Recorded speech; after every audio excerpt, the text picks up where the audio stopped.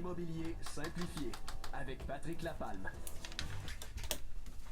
Certainement Patrick Lapalme de chez Remax Prestige. Bon matin, Patrick. Hey, salut Sylvain. On est rendu à la 244e chronique. Yes, sir. Et puis on va parler de l'inspection, la préparation avant l'inspection. Effectivement, la préparation de la propriété, super important. Donc, l'inspecteur, lui, quand va venir faire les vérifications, c'est une inspection qui est visuelle uniquement, qui n'est pas intrusive. Donc, intrusive veut dire on fait des trous dans les murs. Naturellement, ça pourrait en venir à ça avec l'accord de l'acheteur et du vendeur, naturellement, pour voir des particularités sur l'immeuble qui pourraient être problématiques, qui ont été détectées visuellement par l'inspecteur.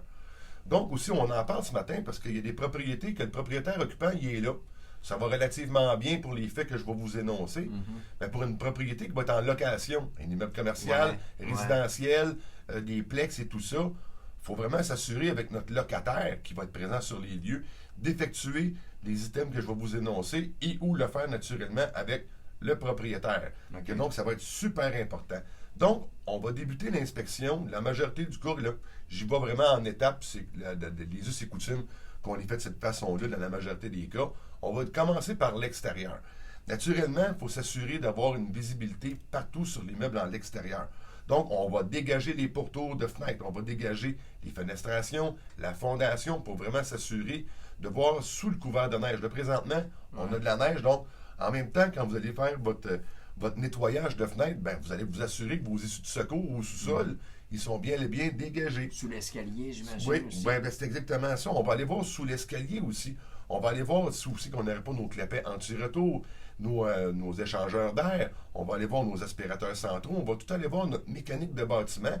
Puis ça ne veut pas dire que nos réservoirs à eau chaude aussi, naturellement, qu'on va aller faire nos vérifications. Il faut s'assurer de dégager entièrement les murs pour que notre inspecteur puisse visuellement voir tout le pourtour, la ceinture de l'immeuble, de sa fondation pour voir des signes qui pourraient être là, comme des traces d'humidité, des traces d'efflorescence par le béton, si le béton n'est pas recouvert là, de gyps ou des choses comme ça. Il n'y a pas des vendeurs qui pourraient se dire, au contraire, si je camoufle un peu, il va voir moins de petits défauts? Ben, on pourrait avoir une problématique, là, parce qu'un coup que notre inspection va avoir été faite, ben là, quand on va notarier la propriété, notre client acheteur va rentrer à l'intérieur, va voir des choses qui n'étaient pas au rapport d'inspection. C'est sûr qu'on va avoir des problématiques. Notre acheteur sera plus content. L'inspecteur peut dire dégage-moi ça. Oui, il faut aussi travailler en préparant notre client, en lui expliquant pour quelles raisons. Parce que quand on va détecter toutes ces choses-là, si l'inspecteur arrive sur les lieux, une inspection dure environ 2h30, 3h, dépendant de la dimension de l'immeuble. Mais l'inspecteur, lui, sa charge n'est pas de dégager. Il faut aussi donner des accès aussi aux panneaux électriques. On a parlé de sous l'escalier aussi. On va aller aussi voir si par pur hasard on est l'hiver. Prenez des photos de votre toit, à partir du toit, des solènes, du revêtement de bardeaux. Ayez avec vous les factures de travaux, des factures de garantie auxquelles que vous avez fait des travaux. Parce que la toiture, elle ne sera pas visible. L'inspecteur n'ira pas sur le toit s'il y a un couvert de neige qui va être là.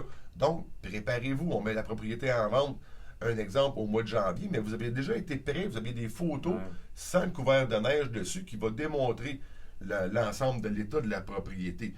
On va aller aussi dégager toutes les fenêtres intérieures pour s'assurer, l'inspecteur va aller faire la vérification des mécanismes au complet des fenêtres. On va dégager aussi les dessous de lavabo pour s'assurer que toutes les composantes de plomberie vont aussi avoir été vérifiées. Toutes les armoires au complet auxquelles on a de la plomberie sous les vanités de salle de bain, dans les cuisines et autres pièces qui ont de l'eau, salle de lavage ou salle d'eau, on va s'assurer que notre inspecteur en bâtiment a vraiment un accès en entier à la propriété. Puis comme tantôt je le mentionnais, si vous avez des factures de garantie qui sont transférables, facture de toit, facture de réservoir d'eau chaude, peu importe les factures ou les travaux qui ont été faits antérieurement, ayez-les sous la main et remettez-les, si ce n'est pas déjà fait à votre client acheteur, et à l'inspecteur durant l'inspection. Ça se prépare une inspection, j'imagine, pour le vendeur, on le sait d'avance. Oui.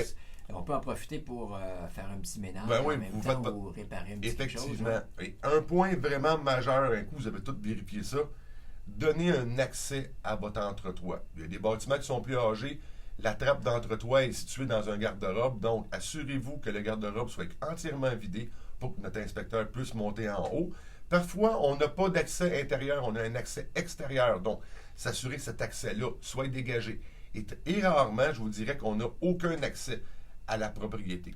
Là, ça va être important de s'assurer que notre client vendeur fasse des travaux correctifs pour donner un accès à l'entretoit.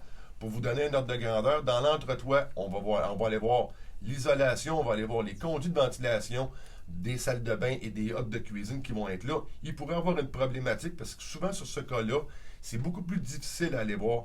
Assurez-vous d'avoir un accès parce qu'il ne faut pas oublier s'il y a des particularités que notre acheteur ne peut voir lors de l'inspection, il pourrait revenir avec une condition de vous charger l'inspecteur pour revenir pour vous donner un accès à l'entretoit. C'est très important. Et moi, personnellement, si j'aurais une propriété que je voudrais acquérir et que j'ai aucun accès à l'entretoit, là, on ne parle pas d'un toit, un toit plat ou ces choses comme ça. Souvent, dans ces types de constructions-là, on n'a aucun accès qui est là.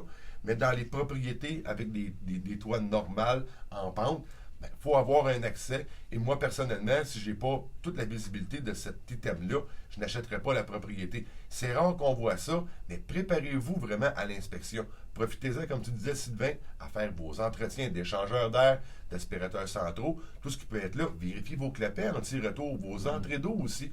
Est-ce que si vous manœuvrez la manette de coupure pour l'eau principale, est-ce qu'elle va fuir ensuite? Est-ce que vous avez des réparations à aller effectuer? Ça va être à ce moment-là, avant même l'inspection, une semaine avant, puis même lors de la préparation de la vente, ce serait l'idéal de faire ces préparatifs-là. En même temps, Le futur acheteur peut assister à l'inspection avec naturellement, le courtier aussi? oui. Ouais. Les courtiers sont présents sur les lieux. Le vendeur est présent avec l'inspecteur et l'acheteur, naturellement. Parce que l'acheteur, lui, il veut connaître la propriété et avoir une opinion qui provient de son professionnel que lui-même a engagé pour faire les vérifications d'usage. Patrick, si on veut te joindre. Va facilement au 450-499-5544. Vous pouvez aussi aller voir mes chroniques immobilières sur la chaîne YouTube. Tout est disponible et sur le Facebook pour vos questions. Patrick Lapalme, un but, une passion. Vendu. Certainement.